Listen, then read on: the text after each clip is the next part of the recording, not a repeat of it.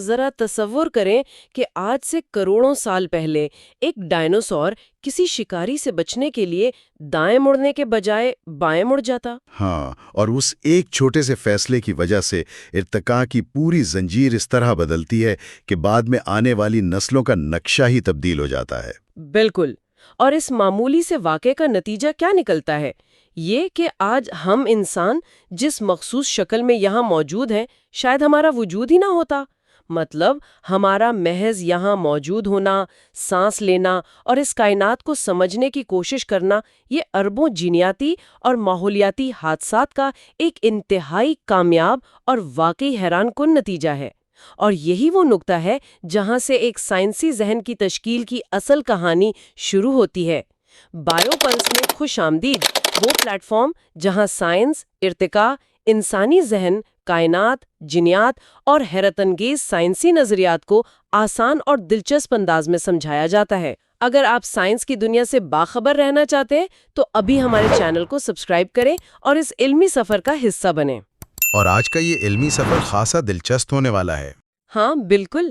آج ہم بات کرنے جا رہے ہیں رچرڈ ڈاکنز کی مشہور آٹوبایوگرافیکل کتاب an appetite for wonder, the making of a scientist کے بارے میں۔ یہ صرف ایک سائنسدان کی کہانی نہیں، بلکہ ایسے ذہن کا سفر ہے جو بچپن کی تجسس بھری دنیا سے نکل کر جدید سائنس، ارتقاء اور جینیات کے عظیم نظریات تک پہنچتا ہے۔ یہ ہماری سیریز کا پہلا حصہ ہے، اور آج ہم جن چیپٹرز پر بات کریں گے وہ یہ ہیں: genes and pith helmets, camp followers in Kenya, the land of the lake اور ایگل ان دی ماؤنٹینز۔ اگر میں اس گہرے جائزے کے بنیادی مقصد کی بات کروں تو ہمارا مشن ان پوشیدہ محروکات کا کھوج لگانا ہے جو دراصل ایک عظیم سائنسی ذہن کی بنیاد رکھتے ہیں۔ ہم عموماً سائنسدانوں کو ان کی لیبارٹریوں یا ان کے پیش کردہ حتمی نظریات کی روشنی میں دیکھتے ہیں۔ صحیح، ہم ان کے بچپن کو نظر انداز کر دیتے ہیں۔ بالکل، ہم یہ بھول جاتے ہیں کہ ان نظریات کے پیچھے صدیوں پر محیط خاندانی تاریخ، جینیٹک ورثہ اور بچپن کے انتہائی انوکھے ماحولیاتی تجربات کار فرما ہوتے ہیں۔ تو اس کتاب کے ماخذ پر غیر جانبدارانہ نظر ڈالتے ہوئے آج ہم یہ جاننے کی کوشش کریں گے کہ کس طرح ایک انسان کی زندگی کے چھوٹے چھوٹے واقعات اس کے ذہن کی وائرنگ کرتے ہیں، اور کیسے یہی ذہن آگے چل کر کائنات کے پیچیدہ ترین رازوں کو سلجھانے کے قابل ہوتا ہے۔ تو اس سفر کو ہم پہلے باب سے جوڑتے ہیں، جس کا نام ہے جینز اینڈ پتھ ہیلمٹس۔ اب جب ہم کسی انسان کی شناخت کی بات کرتے ہیں تو میرے خیال میں سب سے پہلی چیز اس کا نام ہوتا ہے۔ ہاں، نام ہی تو پہلی پہچان ہے۔ اور رچرڈ ڈاکنز کی کہانی ان کے اپنے نام کی ایک بہت ہی دلچسپ الجھن سے شروع ہوتی ہے۔ یعنی برطانوی روایات کے مطابق ان کا پورا نام کلنٹن رچرڈ ڈاکنز رکھا گیا تھا، لیکن بعد میں جب انہوں نے سفر کرنا شروع کیا تو خاص طور پر U S department of homeland security کے ساتھ اس کلنٹ نام نے بڑی الجھنیں پیدا کی، کیونکہ ان کی اکیڈمک اور روزمرہ کی پہچان تو رچرڈ تھی۔ بالکل، اور سرکاری دستاویزات میں ایک الگ نام درج تھا۔ یہ بیوروکریسی اور صدیوں پرانی خاندانی روایات کا ایک عجیب سا ٹکراؤ تھا۔ اور دیکھیں، یہ نام کا تضاد محض کوئی دفتری غلطی یا اتفاق نہیں تھا، یہ ایک پوری خاندانی تاریخ کا بوجھ تھا جو وہ اٹھائے ہوئے تھے۔ یہ کلنٹن کا نام ان کے خاندان میں نسل در نسل چلتا آ رہا تھا۔ یہ روایت اصل میں ان کے پردادا ہنری ڈاکنز سے شروع ہوئی تھی، جنہوں نے کلنٹن خاندان میں شادی کی تھی۔ اچھا، تو یہ وہاں سے شروع ہوا؟ ہاں، یہیں سے ہمیں یہ سمجھنا چاہیے کہ انسان کا ماضی کس طرح اس کے حال کو جکڑ کر رکھتا ہے۔ لیکن یہ وراثت صرف ناموں تک محدود نہیں تھی۔ اگر ہم جینیاتی اور علمی ورثے کی بات کریں تو ڈاکنز کے دادا کی باٹنی یعنی علم نباتات سے جو گہری وابستگی تھی، اور ان کے چچا کولیئر کا انہیں اسٹیٹسٹکس سکھانے کا منفرد انداز بھی، بالکل، یہ وہ چیزیں تھیں جو خاموشی سے اس نوجوان کے ڈی این اے اور ابتدائی شعور میں منتقل ہو رہی تھیں۔ مطلب ان کے چچا نے انہیں صرف اعداد و شمار نہیں سکھائے، بلکہ دنیا کو پروبیبلٹی یعنی امکانات کی نظر سے دیکھنا سکھایا۔ ایک منٹ، یہاں میرے ذہن میں ایک بہت ہی گہرا سوال آ رہا ہے۔ اگر ہم اس خاندانی تاریخ اور جینیات کو دیکھیں تو کیا ہم یہ کہہ رہے ہیں کہ ایک عظیم سائنسدان کا بننا صرف ایک جینیاتی خوش قسمتی ہے؟ ہاں، یہ ایک بہت ہی کلاسک بحث ہے۔ مطلب کیا ان کی سائنسی سوچ کا کریڈٹ ان کی اپنی محنت کے بجائے ان کے ڈی این اے اور خاندانی ورثے کو جاتا ہے؟ ارتقاء کے زاویے سے دیکھیں تو کیا ہماری منزل پہلے سے ہمارے جینز میں لکھی ہوتی ہے؟ نہیں، ایسا نہیں ہے۔ یہ بائیولوجی کا وہی پرانا سوال ہے، نیچر ورسز نرچر کا، اور کتاب میں اس کا جواب اسی تصور سے ملتا ہے جس کا ذکر آپ نے بالکل شروع میں اس ڈائناسور کی مثال سے کیا تھا، جسے ڈاکنز وجود کے ناممکن ہونے یا امپروبیبلٹی آف ایگزسٹنس کہتے ہیں۔ وہ ریاضیاتی امکان والی بات۔ ہاں، اسے تھوڑا سائنسی نقطہ نظر سے سمجھتے ہیں۔ انسانی تولید کا جو عمل ہے، جس میں میوسس اور جینیٹک ریکمبینیشن ہوتی ہے، اس میں کروڑوں سپرمز اور ایگز میں سے صرف ایک مخصوص ملاپ کامیاب ہوتا ہے۔ ریاضیاتی اعتبار سے دیکھیں تو کسی بھی ایک مخصوص انسان کے پیدا ہونے کا امکان نہ ہونے کے برابر ہے۔ یعنی یہ محض ایک بے ترتیب یا رینڈم جینیاتی قرعہ اندازی ہے؟ بالکل، جینز آپ کو ایک مخصوص صلاحیت یا پوٹینشل ضرور دیتے ہیں، جیسے کہ پیٹرنز کو سمجھنے کی صلاحیت جو انہیں اپنے چاچا یا دادا سے ملی، لیکن جینز خود بخود کوئی نظریہ نہیں بناتے۔ اس صلاحیت کو متحرک کرنے کے لیے یا ٹریگر کرنے کے لیے ایک خاص قسم کے ماحول کی ضرورت ہوتی ہے۔ اور یہی وہ مقام ہے جہاں ان کی زندگی کا وہ غیر معمولی افریقی ماحول کہانی میں داخل ہوتا ہے۔ تو اس پہلے حصے کا خلاصہ یہ ہے کہ جینیاتی تاروں اور خاندانی وراثت نے ایک بنیاد ضرور رکھی، لیکن اصل کھیل ماحول کا تھا، جو ہمیں سیدھا ہمارے دوسرے باب کی طرف لے جاتا ہے، کیمپ فالوورز ان کینیا، جہاں اس جینیٹک ورثے کا اصل امتحان شروع ہوتا ہے۔ بالکل، کیونکہ افریقہ کے اس جنگلی ماحول نے ان جینز کو ایک کڑے امتحان میں ڈال دیا۔ ہم 1941 کی بات کر رہے ہیں، جب کینیا کے شہر نیروبی میں رچرڈ کی پیدائش ہوئی۔ دوسری جنگ عظیم چل رہی تھی اور ان کے والدین جان اور جین کوئی عام زندگی نہیں گزار رہے تھے۔ ہاں، ان کے والد کنگز افریقن رائفلز میں شامل تھے۔ اور کتاب میں ایک بہت ہی دلچسپ واقعہ ہے کہ کس طرح جان قوانین کی پرواہ کیے بغیر اپنی اہلیہ جین کو خفیہ طور پر کینیا لے کر آئے۔ یہ صرف ایک مہم جوئی نہیں تھی، بلکہ یہ ایک نفسیاتی خاکہ ہے ان لوگوں کا جو ایک غیر متوقع اور خطرناک ماحول میں زندہ رہنا جانتے تھے۔ ذرا اس منظر کا تصور کریں، جنگ کا دور ہے، کچے اور دشوار گزار راستے ہیں، اور یہ جوڑا ایک پرانی فورڈ اسٹیشن ویگن میں سفر کر رہا ہے، جس کا دروازہ راستے میں ٹوٹ کر گر جاتا ہے۔ ہاں، عام حالات میں یہ کتنا بڑا مسئلہ ہوتا، لیکن وہ اسے بالکل نظر انداز کر کے اپنا سفر جاری رکھتے ہیں، ساتھ مل کر ڈائری لکھتے ہیں اور اس جنگلی سفاری کو باقاعدہ انجوائے کرتے ہیں۔ اب اگر ہم انسانی نفسیات اور سیکھنے کے عمل کی بات کریں تو ایک بچے کا ذہن اس طرح کے حالات سے کیا اخذ کرتا ہے؟ مطلب ایک ٹوٹے ہوئے دروازے والی گاڑی اور مستقل سفر، یہ کوئی آئیڈیل خاندانی ماحول تو نہیں ہے جس میں ایک بچہ پلے بڑھے۔ میں سوچ رہی تھی کہ کیا یہ عدم استحکام ذہن کو نقصان نہیں پہنچاتا؟ یہ ایک بہت اہم نکتہ ہے۔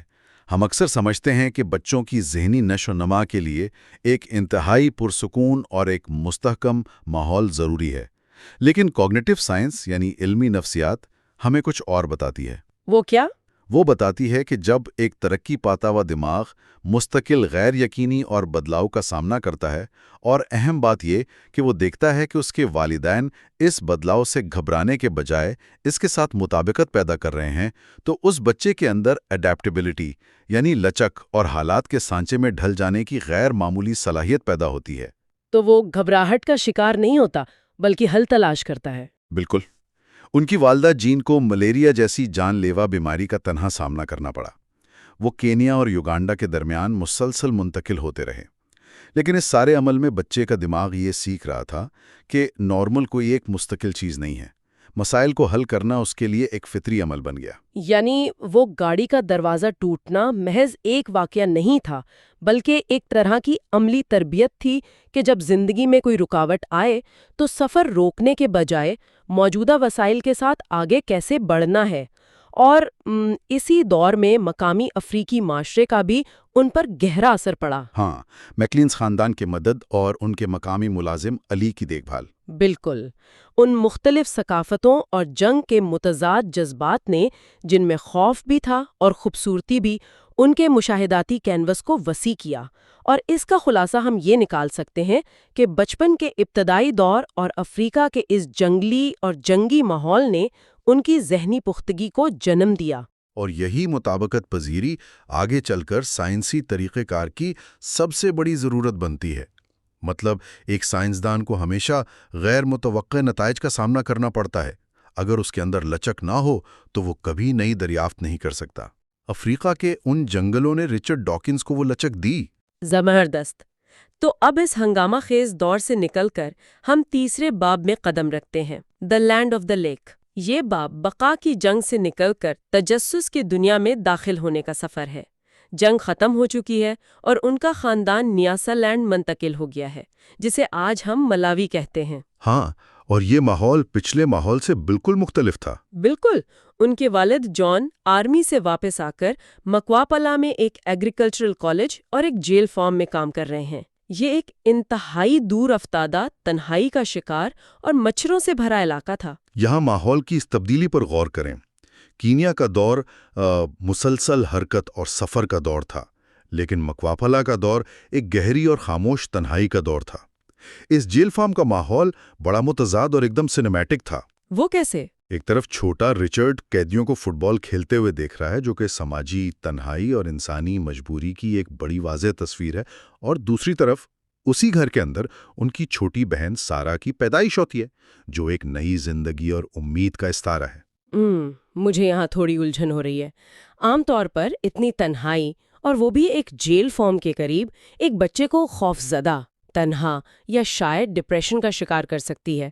لیکن ہم کتاب میں دیکھتے ہیں کہ اس ماحول میں وہ بور ہونے کی بجائے تتلیوں کے رنگوں میں کھو جاتا ہے اور ستاروں کو غور سے دیکھتا ہے۔ بالکل، وہ رات کے وقت آسمان پر ستاروں اور سیاروں کو دیکھ کر حیران ہوتا ہے۔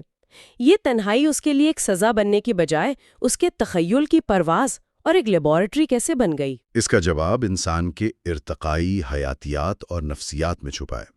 دیکھیں، جب انسانی دماغ کو شہری زندگی کی وہ تیز رفتار خلفشار یا ڈسٹریکشنز نہیں ملتی، جیسے کہ ٹی وی، اسکول کا شور یا ہجوم، تو دماغ خود بخود اپنے ارد گرد موجود قدرتی نظام میں پیٹرنز تلاش کرنے لگتا ہے۔ یعنی وہ بوریت کو معلومات سے بھرنے لگتا ہے؟ بالکل۔ تتلی کے پروں کے پیٹرنز یا ستاروں کی حرکت کے پیٹرن، اور اس میں ان کی انٹلیکچول اپ برنگنگ یعنی دانشورانہ پرورش کا سب سے بڑا ہاتھ تھا۔ ان کے والدین انہیں صرف چیزیں دکھاتے نہیں تھے، بلکہ سوال کرنا سکھاتے تھے۔ تو یہ سوال کرنے کی عادت نے ان کا زاویہ بدل دیا۔ ہاں، جب ایک بچہ تنہائی میں فطرت کے ان پیٹرنز کو دیکھتا ہے تو اس کے اندر سکیپٹسزم یعنی شکوک و شبہات اور تنقیدی سوچ بیدار ہوتی ہے۔ وہ دریافت کرنا چاہتا ہے کہ تتلی کے پروں پر یہ مخصوص نشان کیوں ہیں، یہ ستارے ایک خاص سمت میں کیوں چلتے ہیں۔ سائنس دراصل فطرت کی خاموشی میں چھپے قوانین کو سمجھنے کا ہی تو نام ہے۔ تو وہ تنہائی کوئی خلا نہیں تھی، بلکہ ایک بھرپور سائنسی مشق تھی۔ تو ہم اس خوبصورت باب کا خلاصہ یہ کہہ سکتے ہیں کہ افریقہ کی جھیلوں اور تاریک راتوں کی تنہائی نے ایک بچے کے اندر کے سائنسدان کو جگا دیا۔ تنہائی اور فطرت سے قربت دراصل ان کی مشاہداتی طاقت کو انتہائی باریک کر رہی تھی۔ لیکن یہ کھلی فضا اور یہ آزادی ہمیشہ کے لیے نہیں رہنے والی تھی۔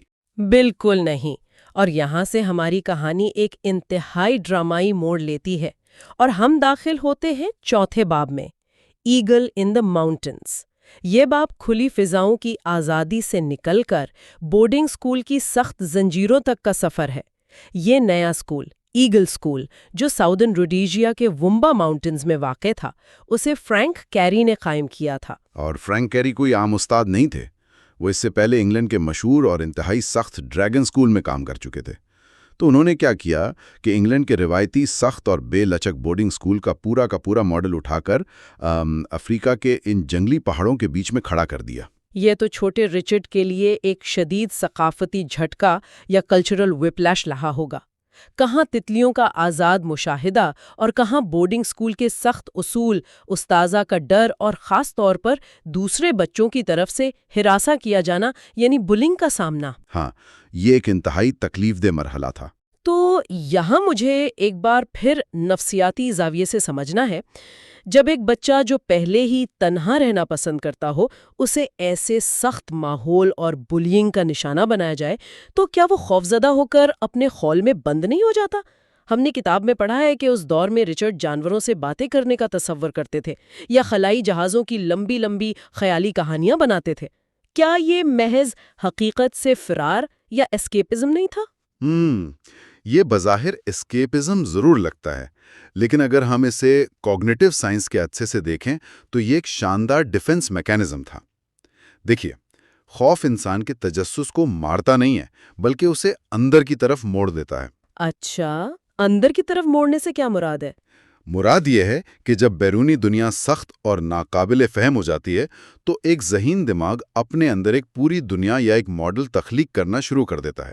وہ خلائی جہازوں کی خیالی کہانیاں بنانا کوئی عام کھیل نہیں تھا، وہ دراصل ذہن کے اندر پیچیدہ سسٹمز کو ڈیزائن کرنے کی مشق تھی۔ بیرونی دنیا کے جبر کو اپنے اندرونی تخیل سے شکست دے رہے تھے۔ اس کی ایک بہت ہی دلچسپ اور معصوم سی مثال کتاب میں موجود ہے، جہاں وہ اسکول کے گانوں کے بول کو غلط سنتے ہیں اور طویل عرصے تک اسی غلط فہمی پر قائم رہتے ہیں۔ ہاں، یہ مثال بڑی شاندار ہے۔ جب ایک دماغ نامکمل یا اجنبی ڈیٹا وصول کرتا ہے، جیسے کہ وہ گانوں کے بول جو ان کی سمجھ سے باہر تھے، تو وہ اس نامکمل معلومات کے اندر بھی معنی تلاش کرنے کی کوشش کرتا ہے، چاہے وہ معنی غلط ہی کیوں نہ ہو۔ مطلب ان کا دماغ ہر چیز کو منطقی شکل دینے کی مسلسل کوشش کر رہا تھا۔ یہی تو تنقیدی سوچ کی شروعات ہے۔ وہ سیکھ رہے تھے کہ جو چیز جیسی نظر آتی ہے یا سنائی دیتی ہے، ضروری نہیں کہ وہ اندر سے بھی ویسی ہی ہو۔ واقعی یہ حیران کن ہے، اور اسی ذہنی اور جذباتی کشمکش کے دوران ایک بالکل نیا واقعہ پیش آتا ہے۔ خاندانی وراثت کی وجہ سے اچانک ان کا خاندان افریقہ چھوڑ کر انگلینڈ کے علاقے اوور نارٹن میں اپنے آبائی ڈاکنز اسٹیٹ منتقل ہونے کا فیصلہ کرتا ہے، اور اس کے ساتھ ہی بچپن کا وہ سنہرا اور مہمجوئی سے بھرپور افریقی دور ہمیشہ کے لیے اپنے اختتام کو پہنچتا ہے۔ ایک طرح سے یہ افریقہ کی تخیلاتی پرواز کے بعد انگلینڈ کی ٹھوس اور سرد حقیقت کی زمین پر اترنے کا وقت تھا۔ بالکل، یہ اس دور کے اختتام اور ایک اجنبی دنیا کی طرف منتقلی کا ایک جذباتی خلاصہ ہے۔ تو ان چاروں ابواب کے اس پورے سفر کو سمیٹتے ہوئے آج کی گفتگو کو ہم کس موڑ پر ختم کریں گے؟ میں سامعین کے لیے گہرا اور غور طلب سوال چھوڑنا چاہوں گا۔ ہم نے بالکل شروع میں اس ڈائناسور کے موڑنے کی بات کی تھی۔ اب ذرا سوچیں، اگر اس ڈائناسور کی تقدیر کچھ اور ہوتی، یا ان کے والدین افریقہ کی ان جنگلی وادیوں کا سفر نہ کرتے، یا اس فورڈ ویگن کا ٹوٹا ہوا دروازہ انہیں واپس موڑ دیتا۔ ہاں، تو کیا ہوتا؟ اگر رچرڈ کو مکپالا کی وہ تنہائی نہ ملتی، یا وہ سخت بورڈنگ سکول ان کے دماغ کو اندر کی طرف سوچنے پر مجبور نہ کرتا، تو کیا دنیا کو دی سیلفش جین جیسا شاہکار مل پاتا؟ ہماری اپنی زندگیاں کتنے ہی ایسے ننھے اور بے ترتیب واقعات کی مرہون منت ہیں جنہیں ہم معمولی سمجھتے ہیں۔ یہی ارتقاء کی خوبصورتی ہے۔ واقعی یہ سوچ انسان کو دنگ کر دیتی ہے کہ ہماری زندگیاں کتنے اندیکھے دھاگوں سے بندھی ہیں۔ اگلے حصے میں ہم رچرڈ ڈاکنز کی نوجوانی، مذہبی خیالات میں تبدیلی، boarding school life, music, Oxford کے سفر اور سائنسی شعور کے ابھار پر بات کریں گے۔ اور وہ سفر بھی اس سے کم حیران کن نہیں ہوگا۔ بالکل، اور اگلے حصے میں ہم جن ابواب پر بات کریں گے وہ یہ ہیں: چیپٹر 5، چیپٹر 6، چیپٹر 7، چیپٹر 8 اور چیپٹر 9۔ سیریز کے دوسرے حصے میں نوجوان رچرڈ ڈاکنز کی ذہنی، تعلیمی اور فکری تبدیلیوں کا سفر دیکھیں گے۔ جی ہاں، اور آج کے اس تفصیلی جائزے میں ہم جن ابواب پر بات کریں گے وہ ہیں chapter 5، chapter 6، chapter 7، the spire by the Nene اور ڈریمنگ اسپائرز۔ تو مطلب اگر ہم شروعات کریں وہیں سے جہاں کہانی نے ایک نیا موڑ لیا، افریقہ کی وہ جو کھلی اور رنگین فضا تھی نا، وہ پیچھے چھوٹ رہی تھی اور خاندان انگلینڈ واپس آ رہا تھا۔ یہ صرف جغرافیہ کی تبدیلی نہیں تھی، یہ تو باقاعدہ ایک پوری دنیا کے بدل جانے کا احساس تھا۔ ہاں، صحیح۔ اور مجھے اس حصے میں جو سب سے زیادہ حیران کن بات لگی وہ ان کے بچپن کا عقیدہ تھا۔ یعنی کتاب میں وہ بتاتے ہیں کہ ان کے اندر یہ معصومانہ اور پختہ یقین تھا کہ اگر انسان کا عقیدہ سچا ہو تو وہ واقعی پہاڑوں کو ان کی جگہ سے ہٹا سکتا ہے۔ بالکل، ایک خالص تخیل اور روحانیت کا تصور، بچپن کا وہ جادوئی پہلو۔ ہاں، مطلب ذرا تصور کریں، یہ ایک ایسا بچہ سوچ رہا ہے جو آگے چل کر دنیا کا سب سے مشہور ایوولوشنری بائیولوجسٹ بننے والا ہے۔ میں سوچ رہا تھا کہ بچپن کی یہ عقائد ایک حفاظتی خول کی طرح نہیں ہوتے، جس میں دعا اور روحانیت کا تصور بہت ہی سادہ ہوتا ہے، لیکن کیا یہ معصومانہ تصور ان کے سائنسی سفر کے متضاد نہیں تھا؟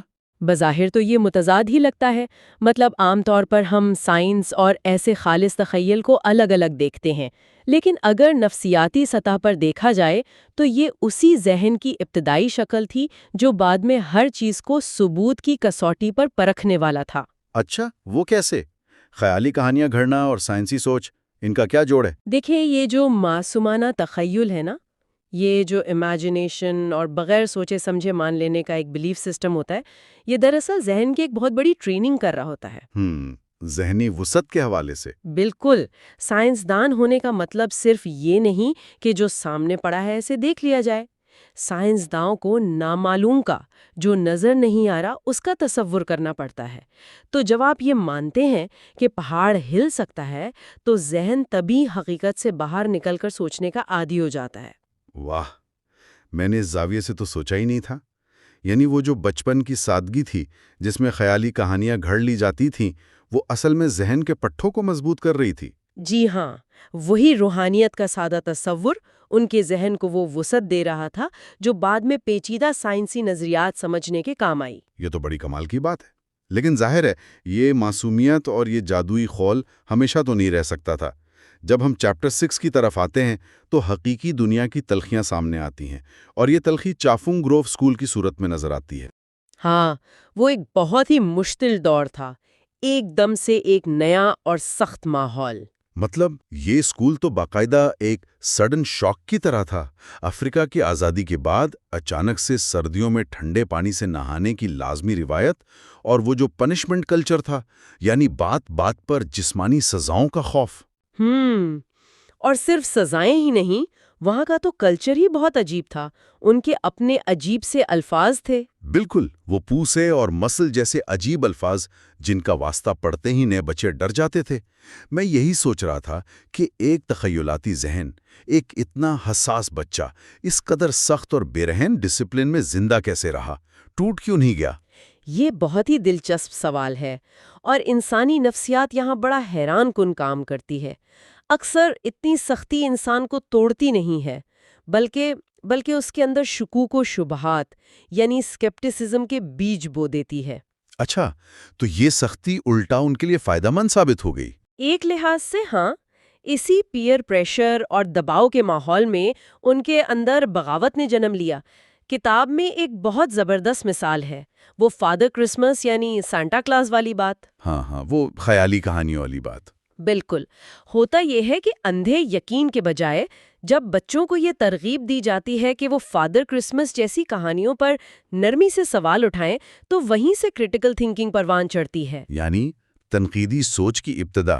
جی، جب بچہ یہ دیکھتا ہے کہ بڑوں کی بتائی ہوئی ایک کہانی جسے وہ سچ مانتا تھا وہ بس ایک کہانی نکلی، تو وہ پھر ہر اتھارٹی کی بات پر سوال اٹھانا شروع کر دیتا ہے۔ کمال ہے، وہ اسکول جو نے شاید ایک روبوٹ بنانا چاہتا تھا، اس نے نادانستہ طور پر ان کے اندر سوال اٹھانے کی عادت ڈال دی۔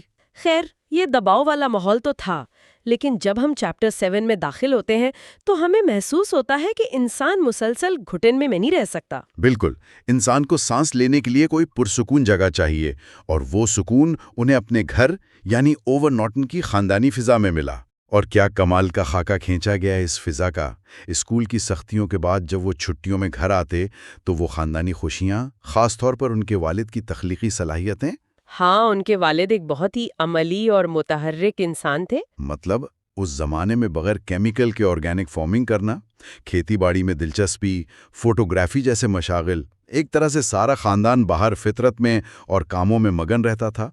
لیکن یہاں ایک بڑا دلچسپ تضاد ہے۔ وہ سیکرٹ ریڈر والا تضاد؟ بالکل، مطلب اتنا شاندار آؤٹ ڈور ماحول ہے، سب باہر کام کر رہے ہیں، لیکن نوجوان ڈاکنز اس سب کا حصہ بننے کے بجائے اپنے کمرے میں چھپ کر کتابیں پڑھنا پسند کرتے تھے، ایک سیکرٹ ریڈر کے طور پر۔ دراصل یہ وہ دانشورانہ اور انٹلیکچول انوائرمنٹ تھا جو اس خاندان نے انہیں دیا۔ انہوں نے کبھی ڈاکنز پر دباؤ نہیں ڈالا کہ تم بھی باہر آ کر ہمارے ساتھ مٹی میں کام کرو۔ ہاں، انہیں ان کے حال پر چھوڑ دیا گیا تاکہ وہ اپنی دنیا خود دریافت کریں۔ تنہائی میں کتابوں سے علم نچوڑنے والا یہ نوجوان ذہن، مطالعے کی اس عادت نے انہیں بہت پختہ کر دیا۔ لیکن پھر وہ پرسکون دور بھی ختم ہوتا ہے، اور ہم پہنچتے ہیں چیپٹر 8 یعنی دا spire by the name per, اونڈل school میں داخلہ۔ اور سچی بات بتاؤں، برطانیہ کے اس روایتی تعلیمی نظام کے بارے میں پڑھ کر بہت مایوسی ہوتی ہے۔ ہاں، وہ ایک تعلیمی ادارہ کم اور ایک سماجی درجہ بندی کی فیکٹری زیادہ لگتا ہے۔ بالکل، وہاں تو محنت یا لگن کی کوئی خاص قدر تھی ہی نہیں۔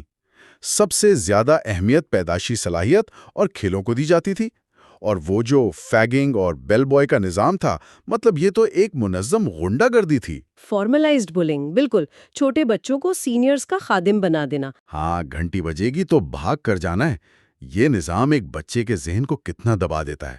اس دباؤ کی وجہ سے کتنے موقع ضائع ہوئے۔ مطلب وہاں شاندار ورکشاپس تھیں، ایک رصدگاہ تھی، لیکن خوف کے مارے کسی نے ان کا استعمال ہی نہیں کیا۔ بچے بس اپنا وقت گزارنا اور اس عذاب سے بچنا چاہتے تھے۔ بس ایک موسیقی کا شوق تھا جس نے کچھ حد تک انہیں اس گھٹن میں زندہ رکھا۔ صحیح، موسیقی ان کا ایک سہارا تھی۔ لیکن اسی مایوس کن ماحول میں کچھ اساتذہ ایسے بھی تھے جو امید کی کرن تھے، جیسے وہ استاد ایون تھامس۔ جی، ایون تھامس نے ان کے اندر حیاتیات یعنی بائیولوجی کا اصل شوق جگایا۔ اس اندھیرے میں یہ ایک بہت بڑی روشنی تھی۔ اور پھر وہ موڑ آتا ہے جس نے شاید ان کی پوری زندگی اور بعد میں سائنس کی دنیا کو بدل دیا، ڈارونزم یعنی ڈارونزم کا مطالعہ۔ اور یہ ان کی سب سے بڑی فکری بغاوت تھی۔ ایک طرف اسکول کا دباؤ تھا اور دوسری طرف ان کا اپنا مذہبی عقیدہ۔ جب ساتھیوں سے بحث ہوئی اور ارتقاء کا نظریہ سمجھ میں آیا تو ان کا وہ بچپن والا روحانی عقیدہ بکھرنے لگا۔ یعنی مسیحیت یا اینگلیکنزم سے ہٹ کر وہ مکمل طور پر منطق اور سیکولر سوچ کی طرف راغب ہو گئے۔ جی ہاں، ڈاروینزم نے انہیں دکھایا کہ کائنات کی پیچیدگی کسی جادوئی عمل سے نہیں بلکہ قدرتی چناؤ سے بھی ممکن ہے، اور یہ ان کے ذہن کا سب سے بڑا دھماکہ تھا۔ واہ، ایک غنڈہ گردی والے اسکول کے اندر اتنی بڑی فکری آزادی کا ملنا۔ خیر، اس بغاوت کے بعد جب ہم چیپٹر 9 ڈریمنگ اسپائرز میں آتے ہیں تو کہانی ایک دم سینیمیٹک ہو جاتی ہے۔ آکسفورڈ کی دنیا میں قدم رکھنا واقعی ایک خواب جیسا منظر ہے۔ مطلب وہ بیلیو کالج میں داخلے کا منظر، کالج کے پورٹر سے پہلی ملاقات، اور پھر اس جگہ کا وہ جو ٹائم لیسنس کا احساس ہے نا، لامحدودیت کا احساس۔ ایسا لگتا ہے وقت کی رفتاری بدل گئی ہو۔ ہاں، وہ ایک ایسا ماحول تھا جس نے ان کے ذہن کو بالآخر کھل کر اڑان بھرنے کا موقع دیا۔ لیکن یہاں صرف عمارتیں ہی خوبصورت نہیں تھیں، اصل جادو ان کے تعلیمی نظام میں تھا۔ آپ ٹیوٹوریل سسٹم کی بات کر رہی ہیں؟ بالکل، روایتی اسکولوں کا وہ رٹے مارنے والا نظام پیچھے رہ گیا تھا۔ آکسفورڈ کا ٹیوٹوریل نظام بالکل مختلف تھا۔ ہاں، جہاں طالب علم کو محض معلومات اگلنے کی مشین نہیں سمجھا جاتا تھا۔ جی، ڈاکٹر برونٹ جیسے ٹیوٹرز کا طریقہ ہی الگ تھا۔ وہ طوطے کی طرح یاد کرنے پر زور نہیں دیتے تھے، بلکہ وہ سوچنے اور سوال اٹھانے کی اہمیت سکھاتے تھے۔ یعنی تھنکنگ اوور میمورائزیشن۔ جی ہاں، وہ آمنے سامنے بیٹھ کر سوال کرتے تھے۔ طالب علم کو اپنے خیالات کا دفاع کرنا پڑتا تھا۔ زوالوجی کے ان مطالعوں کے دوران ان کا ذہن پوری طرح ایک سائنسدان کے ذہن میں تبدیل ہو رہا تھا۔ مطلب اب وہ محض ایک قاری نہیں رہے تھے، بلکہ ایک تجزیہ کار بن چکے تھے، جو صرف مان نہیں لیتا بلکہ منطق اور شواہد کی بنیاد پر پرکھتا ہے۔ یہ فکری بیداری کا عروج تھا۔ بالکل، اس آزاد اور چیلنجنگ ماحول نے ان کی تنقیدی سوچ کو اس کی حتمی شکل دی۔ کمال کا سفر ہے، افریقہ کے تخیل سے لے کر اسکول کی سزاؤں کی گھٹن اور پھر آکسفورڈ کی فکری آزادی تک۔ خیر، آج کے لیے اتنا ہی، لیکن اگلی نشست کا موضوع اس سے بھی زیادہ سنسنی خیز ہونے والا ہے۔ اگلے حصے میں ہم Oxford research life, animal behaviour studies, Berkeley activism, computers, hierarchy in behaviour اور دی سیلفش جین کی تخلیق کی کہانی جانیں گے۔ جی ہاں، اور ہم جن چیپٹرز کو ڈیٹیل میں دیکھیں گے وہ ہیں learning the trade, west coast dream time, computer fix, the grammar of behaviour اور دی امورٹل جین۔ تو پھر آج کے اس تفصیلی جائزے کے اختتام پر سننے والوں کے لیے آپ کوئی خاص بات چھوڑنا چاہیں گی؟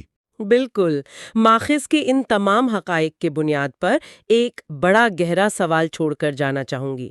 ذرا سوچنے کی بات یہ ہے کہ کیا ایک عظیم سائنسی ذہن صرف کتابوں اور سازگار ماحول سے بنتا ہے یا یہ ان سماجی اور تعلیمی رکاوٹوں سے بغاوت کے نتیجے میں ابھرتا ہے جو بچپن میں اس پر مسلط کی جاتی ہیں؟ سخت گیر اسکول کی ان سزاؤں اور آکسفورڈ کے اس آزاد ماحول کے اس زبردست تضاد پر ضرور غور کیجیے گا۔ واقعی بہت گہری بات ہے۔ پچھلے حصے میں ہم نے رچرڈ ڈاکنز کے آکسفورڈ سفر، مذہبی خیالات میں تبدیلی اور انٹلیکچول اویکننگ کو دیکھا تھا۔ بالکل، وہ ایک طرح سے ان کی فکری بنیاد تھی۔ آج ہم اس سفر کے سب سے اہم مرحلے میں داخل ہو رہے ہیں، وہ مرحلہ جہاں ایک کیوریس اسٹوڈنٹ ایک ریولیوشنری سائنٹسٹ میں تبدیل ہوتا ہے۔ جی، اور ہم آج کے سورسز میں جن ابواب پر تفصیل سے بات کریں گے وہ ہیں لرننگ دی ٹریڈ اور ویسٹ کوسٹ ڈریم ٹائم، اور اس کے ساتھ ساتھ computer fix, the grammar of behaviour اور یقیناً سب سے اہم دی امورٹل جین۔ اور دیکھیں، اس تفصیلی تجزیے کا ہمارا بنیادی مقصد یہی ہے کہ ہم ڈارکنز کے ان تجربات کو غیر جانبدارانہ اور سائنسی حقائق کی روشنی میں سمجھیں جو ان کے شہرہ آفاق نظریات کی بنیاد بنے۔ بالکل درست۔ تو اگر ہم 1960 کی دہائی کے آکسفورڈ کی بات کریں، ذرا اس دور کی منظر کشی کریں کہ وہاں ٹنبجن گروپ کا ریسرچ کلچر کیسا تھا، مطلب جانوروں کے رویوں پر کس طرح کی بحثیں چل رہی تھیں۔ اچھا، اس وقت جانوروں کے رویوں یا اینیمل بیہیویئر کا مطالعہ ایک باقاعدہ سائنسی شکل اختیار کر رہا تھا۔ آکسفورڈ کی لیبز میں ایک بہت گہرا اور تجسس سے بھرا ماحول تھا۔ میری سمجھ میں وہاں ایک بہت مشہور بحث چل رہی تھی جسے ہم نیچر ورسز نرچر کہتے ہیں۔ جی بالکل۔ تو میں یہ سوچ رہی تھی کہ کیا جانور کا رویہ ایک پہلے سے لکھے گئے کمپیوٹر کوڈ کی طرح ہوتا ہے جسے ہم نیچر کہتے ہیں، یا ایک خالی سلیٹ کی طرح ہوتا ہے جسے بعد میں ماحول لکھتا ہے، یعنی نرچر؟ یہ بہت اچھا سوال ہے۔ اس وقت ڈینیل لہرمن نامی ایک سائنسدان تھے۔ ان کی تنقید بڑی سخت تھی کہ جانداروں میں کوئی پیدائشی جبلت نہیں ہوتی، سب کچھ ماحول سے سیکھا جاتا ہے۔ اچھا، تو پھر اس کا جواب کیسے دیا گیا؟ اس کے جواب میں ہی نکو ٹمبرگن اور کونراڈ لارنز نے فطری رویوں کے حق میں ٹھوس ثبوت پیش کیے، اور یہیں ڈارکنز نے چوزوں پر یعنی بیبی چکس پر اپنے مشہور تجربات شروع کیے۔ ارے واہ، چوزوں پر! وہ تجربہ کیا تھا؟ ذرا آسان الفاظ میں سمجھائیں۔ مطلب انہوں نے چوزوں کو ایک ایسے کنٹرولڈ ماحول میں رکھا جہاں روشنی اور سائے کے علاوہ کچھ نہیں تھا۔ یہ دیکھنا تھا کہ کیا وہ سائے کی مدد سے ٹھوس اشیاء کو پہچان سکتے ہیں۔ اور حیران کر دینے والی بات، چوزوں نے ان تصویروں پر چونچ ماری جن میں سائے سے ابھار دکھایا گیا تھا۔ ایک منٹ، یعنی ایک چوزا جس نے دنیا کی کوئی چیز نہیں دیکھی، اس کے دماغ میں پہلے سے وائرنگ موجود تھی جو بتا رہی ہے کہ سایہ نیچے ہو تو چیز ٹھوس ہوتی ہے؟ بالکل، اس کا مطلب تھا کہ ہر رویہ سیکھا نہیں جاتا، دماغ کوئی خالی سلیٹ نہیں ہے۔ اور اسی دوران جانوروں کے فیصلوں کو سمجھنے کے لیے ایک اور ماڈل سامنے آیا جسے ڈرائیو اور تھریشولڈ ماڈل کہا جاتا ہے۔ تو کیا جانور محض مشینوں کی طرح بیرونی اشاروں پر کام کرتے ہیں؟ نہیں، ایسا نہیں ہے۔ یہ ماڈل سمجھاتا ہے کہ جانور کے اندر مختلف ڈرائیوز ہوتی ہیں، جیسے بھوک یا خوف۔ ایک بھوکے جانور کے لیے خطرے میں شکار کرنے کی حد یعنی اس کا تھریشولڈ مختلف ہوگا۔ وہ حالات کا باقاعدہ ایک حسابی تجزیہ کر رہا ہوتا ہے۔ یہ تو بہت پیچیدہ فیصلہ سازی ہے۔ اچھا، اسی دور میں جانوروں کے ایک اور رویے کا بڑا ذکر ملتا ہے جب جانور اپنے رشتہ داروں کے لیے جان قربان کر دیتے ہیں۔ ہاں، جسے ہم الٹروئزم کہتے ہیں۔ بظاہر تو یہ بڑی عظیم اخلاقی قربانی لگتی ہے۔ بالکل، تو کیا واقعی جانوروں میں اتنی گہری اخلاقیات ہوتی ہیں؟ یہیں پر ہیملٹنز رول اور کن سلیکشن کا نظریہ سامنے آتا ہے، جس نے بتایا کہ اس قربانی کے پیچھے کوئی اخلاقیات نہیں بلکہ ایک جینیٹک اور ریاضیاتی حساب کتاب ہے۔ یعنی وہ اپنے جینز کو بچا رہے ہوتے ہیں۔ جی، ہیملٹن کے اصول کے مطابق جانور اپنے کسی رشتہ دار کے لیے تبھی قربانی دے گا جب اس کے رشتہ دار میں موجود مشترکہ جینز کی تعداد اس قربانی کے نقصان سے زیادہ ہو۔ مطلب بقا کی جنگ دراصل رشتہ داروں کے ذریعے اپنے ہی جینز کو اگلی نسل میں منتقل کرنے کی ایک کوشش ہے۔ کتنا حیران کن ہے یہ! اور اس ڈیٹا کو اکٹھا کرنے کے لیے ابتدائی کمپیوٹرز کا استعمال بھی شروع ہو چکا تھا۔ بالکل، آکسفورڈ میں ٹیکنالوجی کا استعمال اس ریسرچ کو بہت جدت دے رہا تھا۔ لیکن یہیں سے کہانی میں ایک بڑا ٹوسٹ آتا ہے۔ آکسفورڈ کی ان پرسکون اور منظم لیبارٹریوں کا یہ سفر سائنسدان کو ایک بالکل ہی مختلف اور ہنگامہ خیز ماحول کی طرف لے جاتا ہے۔ آپ برکلے کی بات کر رہی ہیں، ٹھیک؟ جی ہاں، ویسٹ کوسٹ ڈریم ٹائم۔ ہم 1960 کی دہائی کے آخر میں کیلیفورنیا برکلے منتقل ہو رہے ہیں۔ یہ تو انتہائی ڈراماٹک طور تھا نا؟ بہت زیادہ۔ برکلے اس وقت سیاسی اور سماجی بغاوت کا مرکز بنا ہوا تھا۔ ویتنام جنگ کے خلاف زبردست مظاہرے ہو رہے تھے، پیپلز پارک کی متنازع مہم چل رہی تھی۔ اور سورسز بتاتے ہیں کہ کیمپس کا ماحول ایک مسلسل ہیجان کا شکار تھا۔ ہاں، ڈارکنز نے خود اس کا ذکر کیا ہے کہ شروع میں اس بغاوت اور ہجوم کا حصہ بننے میں جوانی کا ایک خمار یا ایک فرسن آف ایکزیلریشن تھا۔ لیکن مجھے یہاں ایک حیرت ہوتی ہے، ایک بائیولوجسٹ جو ملی سیکنڈز کی باریکی سے ڈیٹا لے رہا ہو، وہ اتنی بڑی سیاسی اتھل پتھل کے دوران اپنی تحقیق پر توجہ کیسے مرکوز رکھ سکا؟ یہ بہت ویلڈ پوائنٹ ہے، اور ڈارکنز کی سیلف ریفلیکشن میں ہمیں ملتا ہے کہ انہیں بعد میں اس ہجوم کی ذہنیت یا موب مینٹالٹی پر بڑا پچھتاوا بھی ہوا۔ اچھا، وہ کیسے؟ انہوں نے محسوس کیا کہ کس طرح پڑھے لکھے لوگ بھی انتہا پسندوں کے دباؤ کے سامنے چپ ہو جاتے ہیں اور اپنی انفرادیت کھو دیتے ہیں۔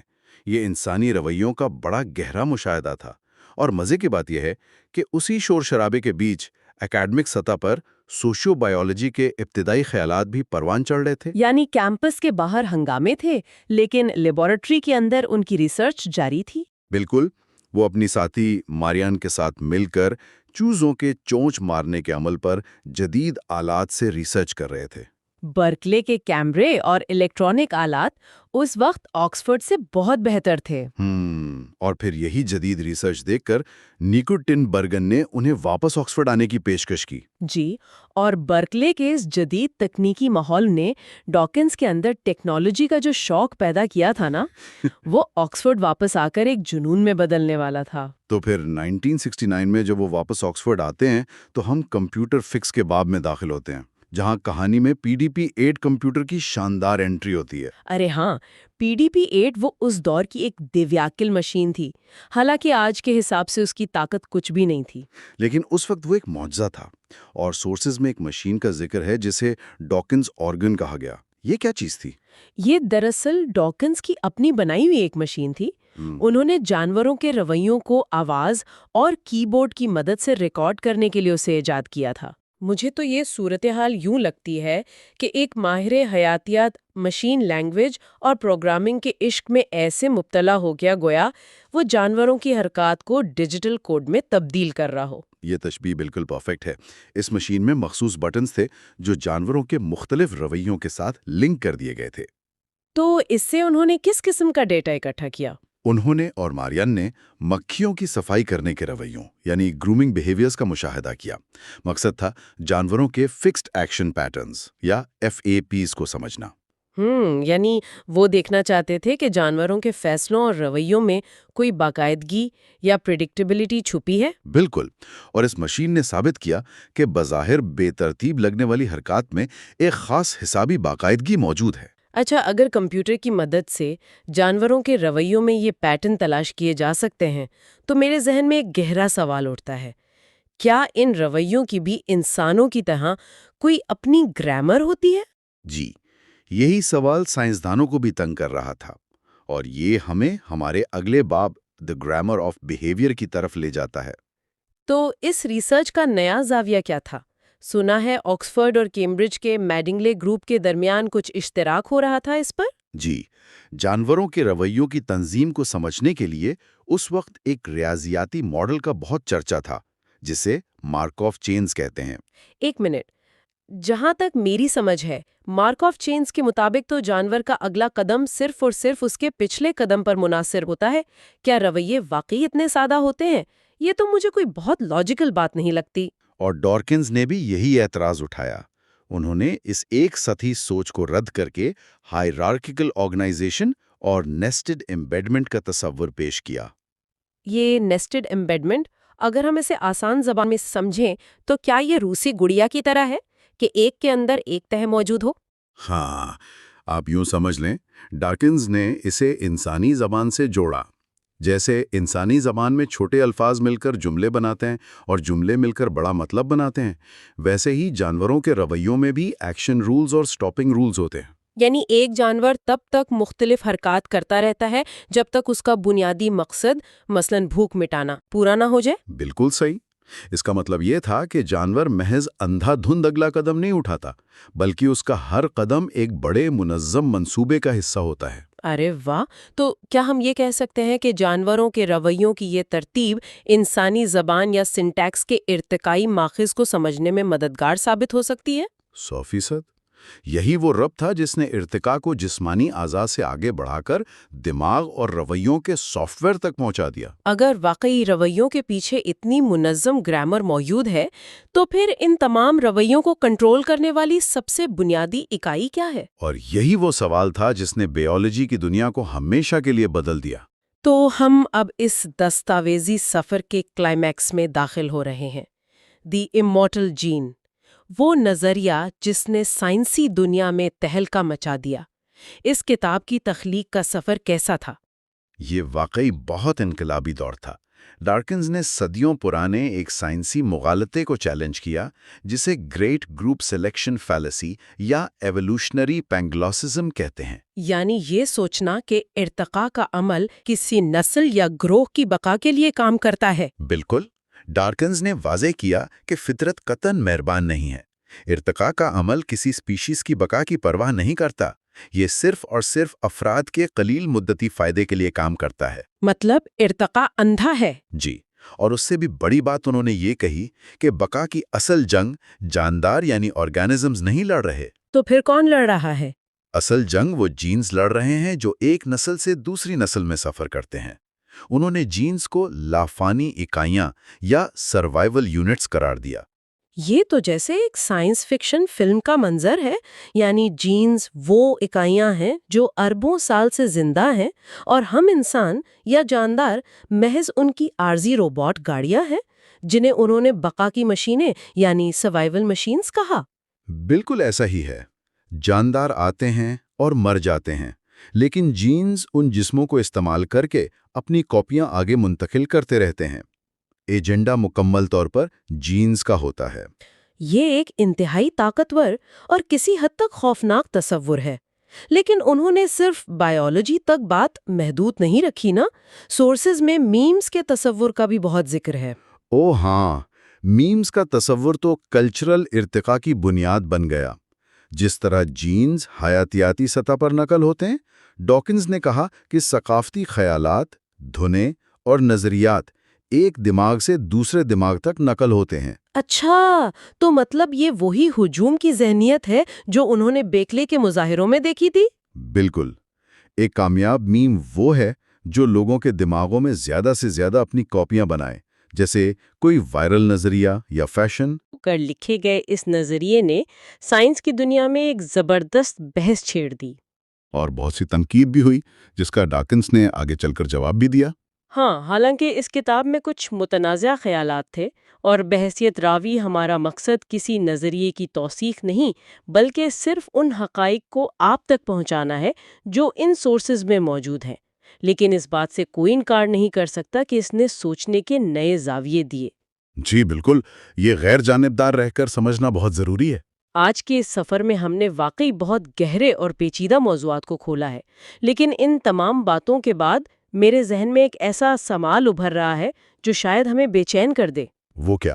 اگر ہم واقعی ان لاپناہ جینز کی بقا کی مشینیں ہیں، محض عارضی روبوٹس، اور اگر ہمارے خیالات اور عقائد محض ثقافتی میمز کی نقل ہیں جو ایک دماغ سے دوسرے میں جا رہے ہیں، تو پھر ہمارا شعور، ہماری مرضی اور ہماری اپنی حقیقت کہاں کھڑی ہے؟ یہ وہ سوال ہے جو انسان کو خود اپنے وجود پر غور کرنے پر مجبور کر دیتا ہے۔ یہ واقعی ایک ایسا فلسفیانہ سوال ہے جس کا جواب شاید سائنس بھی پوری طرح نہ دے سکے۔ اگلے اور آخری حصے میں ہم رچرڈ ڈاکنز کی سیلف ریفلیکشن، زندگی کے فلسفے، فیٹ، ایجوکیشن، پریولیج اور سائنٹیفک لیگیسی پر بات کریں گے۔ وہ حصہ یقیناً اس پوری سیریز کا ایک بہترین اختتام ہوگا۔ پچھلے حصوں میں ہم نے رچرڈ ڈاکنز کے بچپن، Oxford, scientific research, animal behaviour studies اور دی سیلفش جین کے تخلیق کا سفر دیکھا تھا۔ آج ہم اس سفر کے آخری مرحلے میں داخل ہو رہے ہیں، جہاں ایک سائنسدان اپنی پوری زندگی، فیصلوں، اتفاقات اور علمی ورثے کو پیچھے مڑ کر دیکھتا ہے۔ بالکل، اور اسی لیے آج کے اس چیپٹر کا نام ہے looking back down the path, یعنی جب ہم پیچھے مڑ کر دیکھتے ہیں۔ صحیح۔ اور دیکھیں، اس حصے کا بنیادی مقصد یہ ہے کہ ہم یہ سمجھیں کہ کس طرح چھوٹے چھوٹے واقعات اور خاندانی پس منظر مل کر ایک عظیم سائنسی ذہن کو جنم دیتے ہیں۔ ہاں، اور اس بحث کو شروع کرنے سے پہلے میں ایک چیز کا ذکر کرنا چاہتی ہوں جو مجھے انتہائی حیرت انگیز لگی۔ 19ویں صدی کی ارتقائی حیاتیات کی سب سے بڑی کتاب محض اس لیے لکھی گئی کیونکہ حکومت بجلی بحال نہیں رکھ سکی تھی۔ جی بالکل۔ یہ بظاہر ایک افسانہ لگتا ہے، لیکن یہی وہ نقطہ ہے جہاں سے ہم تقدیر اور اتفاق یعنی فیٹ اور کوئنسیڈنس کو سمجھ سکتے ہیں۔ مطلب یہ کیسے ممکن ہے؟ میں تو سوچ بھی نہیں سکتی کہ ایک پاور کٹ کسی اتنی عظیم کتاب کی وجہ بن سکتا ہے۔ دیکھیں، 1970s کی دہائی میں برطانیہ میں کوئلے کے کان کنوں کی ہڑتال چل رہی تھی، تو اس کے نتیجے میں شدید لوڈ شیڈنگ ہو رہی تھی۔ اچھا۔ اور اس وقت ڈاکنز لیبارٹری میں جھینگروں پر یعنی کرکٹس پر ایک اینیمل بیہیویئر کی ریسرچ کر رہے تھے، جو کہ ظاہر ہے خالصتاً مشاہداتی کام تھا۔ جی ہاں، جانوروں کو دیکھنا اور ڈیٹا جمع کرنا۔ بالکل، لیکن جب بجلی چلی گئی، مشینیں بند ہو گئیں، تو وہ مشاہدہ رک گیا۔ انہیں لیبارٹری سے نکلنا پڑا۔ تو مطلب اندھیرے نے انہیں ٹائپ رائٹر کے سامنے بیٹھنے پر مجبور کر دیا۔ ایگزیکٹلی۔ دیکھیں، جب تک بجلی تھی، ان کا ذہن صرف ایک مخصوص کیڑے کے رویہ کا ڈیٹا جمع کر رہا تھا۔ بجلی جانے سے وہ مشاہدے کے مرحلے سے نکل کرنا ترکیب یعنی سنتھیسس کے مرحلے میں آ گئے۔ ارے واہ، مطلب بیرونی رکاوٹ نے انہیں سوچنے کا وہ وقت دیا جو شاید ویسے نہ ملتا۔ ہاں، انہوں نے بکھرے ہوئے نظریات کو یکجا کر کے ایک وسیع فکری ڈھانچہ بنانا شروع کر دیا۔ ارتقاء میں بھی تو یہی ہوتا ہے نا، ماحول کی اچانک تبدیلیاں جانداروں کو نئے راستے تلاش کرنے پر مجبور کرتی ہیں۔ صحیح صحیح۔ تو اگر وہ جبر نہ ہوتا، وہ لوڈ شیڈنگ نہ ہوتی، تو دی سیلفش جین کبھی اس شکل میں وجود میں نہ آتی۔ انسان حیران رہ جاتا ہے کہ زندگی کس قدر غیر متوقع ہے۔ بالکل غیر متوقع ہے، اور اسی غیر متوقع پن کو سمجھانے کے لیے انہوں نے ایک بڑی دلچسپ اور عجیب سی مثال دی ہے، ہٹلر کے والد کی چھینک کی۔ او ہاں، وہ چھینک والا واقعہ، وہ واقعی ذہن کو جھنجھوڑ دینے والی بات تھی۔ دیکھیں، حیاتیاتی طور پر اسے سمجھنا بہت ضروری ہے۔ ایک مرد کے جسم میں کروڑوں سپرمز پیدا ہوتے ہیں۔ فرٹیلائزیشن میں ان کروڑوں میں سے صرف ایک جا کر بیضے سے ملتا ہے۔ صحیح، اور اسی سے ایک مخصوص انسان جنم لیتا ہے۔ جی ہاں، تو ڈاکنز کہتے ہیں کہ فرض کریں اگر ایڈولف ہٹلر کے والد کو کسی خاص لمحے محض ایک چھینک آ جاتی تو چند مائکرو سیکنڈز کی تاخیر ہو جاتی، اور وہ مخصوص سپرم پیچھے رہ جاتا۔ بالکل، کوئی دوسرا سپرم بیضے سے مل جاتا، ایک بالکل مختلف انسان پیدا ہوتا، ہٹلر کا وجود نہ ہوتا اور دوسری جنگ عظیم بھی نہ ہوتی۔ سوچیں ذرا، اور اس جنگ کی وجہ سے دنیا بھر میں لوگوں کے جو ملنے بچھڑنے کے بے شمار واقعات ہوئے، وہ سب بھی بدل جاتے۔ یعنی ہم سب جو آج یہاں موجود ہیں نا، ہم ان گنت تاریخی حادثات، بیماریوں اور یہاں تک کہ ایک معمولی چھینک کے غیر متوقع نتائج ہیں۔ کیا بات ہے! یہ سوچ کر تو واقعی ایسا لگتا ہے کہ ہمارا وجود کسی ریاضیاتی لاٹری سے کم نہیں ہے۔ لیکن اگر ہم اس اتفاق سے آگے بڑھیں تو وہ کون سے عوامل تھے جنہوں نے اس وجود کو ایک سائنسی ذہن میں ڈالا؟ اس کے لیے ہمیں ان کی بچپن کی یادوں میں جانا ہوگا، افریقہ کے مناظر اور سب سے بڑھ کر ان کے والدین کا اثر۔ ہاں، میں نے پڑھا کہ ان کے والدین کا فطرت سے بہت گہرا لگاؤ تھا، خاص طور پر ان کے والد کا۔ بالکل، ان کے والد صرف فطرت کو دیکھتے نہیں تھے، بلکہ ان میں ایک بہت زبردست عملیت تھی، یعنی پریکٹیکلٹی تھی۔ وہ اپنے ہاتھوں سے چیزیں اور اوزار بناتے تھے۔ اچھا، تو جب ایک بچہ اپنے باپ کو اوزار بناتے دیکھتا ہے تو اس پر کیا اثر ہوتا ہے؟ بہت گہرا اثر ہوتا ہے۔ بچے کے ذہن میں کاز اینڈ ایفیکٹ یعنی علت و معلول کا تصور مضبوط ہوتا ہے۔ وہ دیکھتا ہے کہ چیزیں کیسے کام کرتی ہیں اور کسی مسئلے کو میکینیکلی طریقے سے کیسے حل کیا جاتا ہے۔ تو کیا میں یہ کہہ سکتی ہوں کہ اوزار بنانے کا یہ خاندانی رجحان ہی وہ بنیاد تھا جس نے ڈاکنز کو حیاتیات کو بھی ایک میکینیکی انداز میں دیکھنے پر مجبور کیا؟ جی ہاں، آپ کا تجزیہ بالکل درست ہے، کیونکہ دی سیلفش جین کا تو پورا نظریہ ہی یہ ہے کہ جسم اور کچھ نہیں، صرف جینز کی بقا کی مشینیں ہیں۔ ارے ہاں، سروائیول مشینز۔ ایگزیکٹلی۔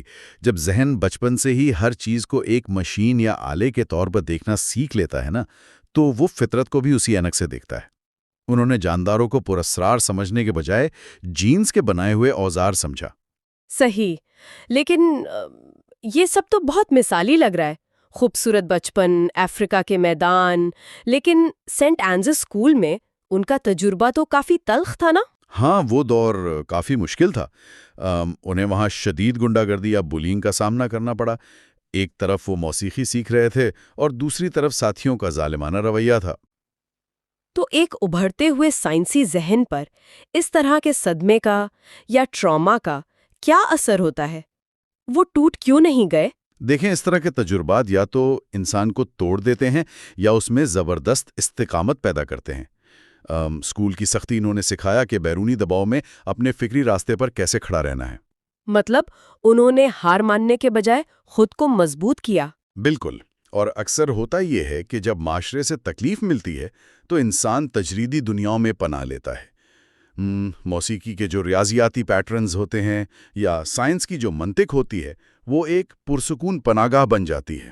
کتنی گہری بات ہے، لیکن اتنی مشکلات اور عالمی کامیابی کے باوجود وہ اپنی کتاب میں ایک اصطلاح استعمال کرتے ہیں، ان ارنڈ پریولیج، یعنی بغیر کمایا ہوا استحقاق۔ یہ مجھے بہت حیران کن لگا۔ ہاں، اور یہ ایک خالص سائنسی ذہن کی نشانی ہے۔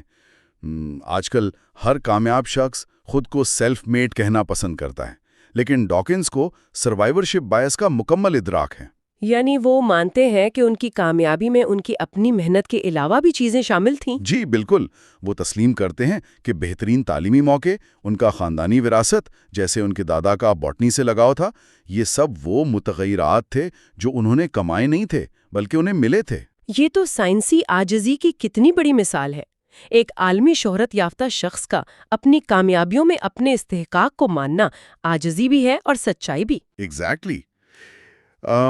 ایک سائنسدان حقائق کو جذبات کی اینک سے نہیں دیکھتا۔ وہ جانتا ہے کہ محنت دنیا میں بہت سے لوگ کرتے ہیں، لیکن حالات سب کے ایک جیسے نہیں ہوتے۔ صحیح بات ہے۔ اور اس حقیقت پسندی اور عاجزی کی ایک اور حیران کن مثال مجھے تب ملی جب انہوں نے خود کا موازنہ چارلز ڈارون سے کیا۔ ہاں، وہ موازنہ بہت دلچسپ ہے۔ عام طور پر لوگ اپنے ہیرو کے سامنے اپنی خامیاں چھپاتے ہیں، لیکن انہوں نے بہت کھل کر بات کی۔ بالکل، مطلب ایک شخص جس نے پوری دنیا کو ارتقاء کا ایک نیا زاویہ دیا، وہ کہہ رہا ہے کہ اس میں چیزوں کو جلدی سمجھنے کی صلاحیت ہی نہیں ہے۔ جی ہاں، اور وہ یہاں تک کہتے ہیں کہ ان کا حافظہ تاریخوں اور شاعری کے حوالے سے انتہائی کمزور ہے، اور سب سے بڑھ کر یہ کہ ان میں ڈارون جیسی مشاہدے کی قوت نہیں ہے۔ اور صبر کی کمی کا بھی تو اعتراف کیا ہے نا۔ ایک ارتقائی حیاتیات دان میں صبر کی کمی، یہ بات تھوڑی ہضم کرنا مشکل نہیں ہے؟ دیکھیں، ہمیں لگتا ہے کہ ہر سائنسدان گھنٹوں جنگل میں بیٹھ کر جانوروں کو دیکھتا ہوگا۔ چارلز ڈارون ایک فیلڈ نیچرلسٹ تھے۔ انہوں نے صرف ایک سمندری حیات پر 8 سال تک مسلسل مشاہدہ کیا تھا۔ اوہ باپ رے، 8 سال! ہاں جی، اور ڈاکنز تسلیم کرتے ہیں کہ ان میں وہ صبر نہیں ہے اور نہ ہی کسی مخصوص جانور یا پودوں کی اقسام کا گہرا علم ہے۔ تو پھر میرا سوال یہ ہے کہ اگر مشاہدہ اور صبر ان کے ہتھیار نہیں تھے، تو وہ کون سی چیز تھی جس نے ان کے نظریات کو ڈارون کے نظریات کے برابر لا کھڑا کیا؟ ان کا اصل ہتھیار ان کی استدلال کی طاقت تھی، یعنی پاور آف ریزننگ، اور ان کی انتہائی منظم عادات۔ سائنس میں صرف ڈیٹا اکٹھا کرنا سب کچھ نہیں ہوتا ہے۔ اچھا، تو مطلب بکھرے ہوئے ڈیٹا کے درمیان تعلق تلاش کرنا زیادہ اہم ہے؟ ایگزیکٹلی۔ انہوں نے دوسروں کے اکٹھے کیے گئے ڈیٹا اور ریاضیاتی ماڈلز کو لیا اور اپنی منطق سے ان کے درمیان ایسا تعلق قائم کیا جو پہلے کسی نے نہیں دیکھا تھا۔ مطلب وہ ڈیٹا کے معمار نہیں تھے، وہ نظریات کے معمار تھے۔ بالکل صحیح کہا۔ اور اسی استدلالی میکانزم نے صرف دی سیلفش جین کو ہی جنم نہیں دیا، بلکہ ثقافتی ارتقاء کے لیے میمز کے تصور کو بھی دنیا کے سامنے رکھا۔ ہاں، میمز والا لسہ تو کمال ہے۔ یہ تصور کیسے کام کرتا ہے؟ اس کے پیچھے وہی استدلالی سوچ کیسے ہے؟ دیکھیں، جب وہ جینز کے خود غرضانہ رویے پر غور کر رہے تھے نا، تو انہوں نے سوچا کہ ارتقاء کا یہ اصول صرف ڈی این اے تک کیوں محدود رہے؟ تو اور کس چیز پر لاگو ہو سکتا ہے؟ ارتقاء کے لیے بس ایک ایسی چیز چاہیے جو اپنی نقل بنا سکے، جس میں تبدیلی آ سکے اور جو بقا کی جنگ لڑ سکے۔ تو انہوں نے کہا کہ انسانی افکار، نظریات، زبان یا فیشن بھی تو یہی کرتے ہیں۔ ارے واہ، یعنی ایک خیال، مثال کے طور پر کوئی افواہ یا عقیدہ، انسانی ذہنوں کو ویسی استعمال کرتا ہے جیسے کوئی وائرس ہمارے خلیوں کو کرتا ہے؟ بالکل یہی میکینزم ہے۔ ایک طاقتور میم کو اس سے غرض نہیں ہوتی کہ وہ خیال انسان کے لیے فائدہ مند ہے یا نقصان دہ، وہ بس ایک ذہن سے دوسرے ذہن میں منتقل ہوتا ہے۔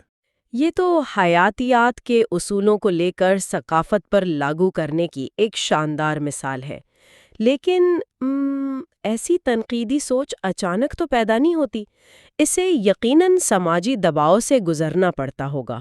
جی ہاں، اور آنڈر اسکول کا دور اس کی بہترین مثال ہے۔ وہاں کا ماحول ایک عجیب بیماری کا شکار تھا جسے ایفرٹلیس سپیریورٹی کہا جاتا تھا۔ اچھا، یہ وہ پیئر پریشر تھا نا جہاں محنت کرنے والوں کو کمتر سمجھا جاتا تھا؟ ایگزیکٹلی۔ وہاں صرف ان لڑکوں کو کول سمجھا جاتا تھا جو بغیر محنت کے کامیاب ہو جائیں۔ محنت کرنے کو معیوب سمجھا جاتا تھا۔ یہ رویہ تو آج بھی ہمارے کتنے ہی تعلیمی اداروں میں موجود ہے جہاں بچے پڑھنے والوں کا مذاق اڑاتے ہیں۔ ڈاکنز نے اس کا مقابلہ کیسے کیا؟ انہوں نے اس سطحی سماجی دباؤ کو مکمل مسترد کر دیا۔ وہ جانتے تھے کہ سائنس میں مسلسل اور تھکا دینے والی محنت کے بغیر کچھ حاصل نہیں ہوتا۔ انہوں نے محنت کا راستہ چنا، اور اسی محنت اور تنقیدی سوچ نے ان کے مذہبی نظریات کو بھی تو چیلنج کیا نا۔ آنڈل اسکول میں ہی ان کا ڈارون کے نظریات سے تفصیلی واسطہ پڑا تھا۔ ہاں، جب انہوں نے ارتقاء کے میکینزم کو گہرائی میں سمجھا کہ کس طرح کروڑوں سالوں کے دوران چھوٹے حادثات اور قدرتی چناؤ سے زندگی وجود میں آئی تو ان کی سوچ بدل گئی۔ یعنی وہ آہستہ آہستہ سیکولرزم اور منطق کی طرف آ گئے؟ بالکل، ان کے لیے سائنس محض لیبارٹری کا کام نہیں رہی، بلکہ وجود کے فلسفیانہ سوالات کا جواب تلاش کرنے کا ایک ذریعہ بن گئی۔ صحیح، اور یہ کائنات کو سمجھنے کا سفر کبھی ختم ہی نہیں ہوتا۔ میں ایک اور چیز پوچھنا چاہتی ہوں ان کے نامکمل پروجیکٹس کے بارے میں۔ کیا نامکمل رہ جانے والی ریسرچ کو ناکامی سمجھنا چاہیے؟ ہرگز نہیں۔